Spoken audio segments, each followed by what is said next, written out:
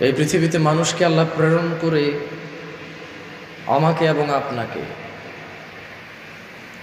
Quality যাই হোক না কেন আল্লাহর একটা দাবি আছে।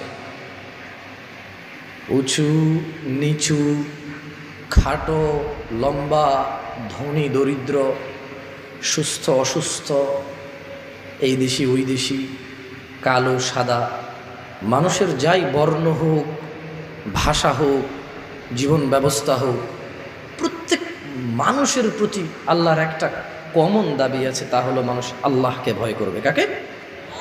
আল্লাহকে ভয় করবে। এটা যেমন দরিদ্র করবে ঠিক তেমনি ধনী করবে, যেমন সুস্থ করবে ঠিক তেমনি অসুস্থ করবে। আল্লাহ এমন কোন মানুষ সৃষ্টি করেননি যে অমুক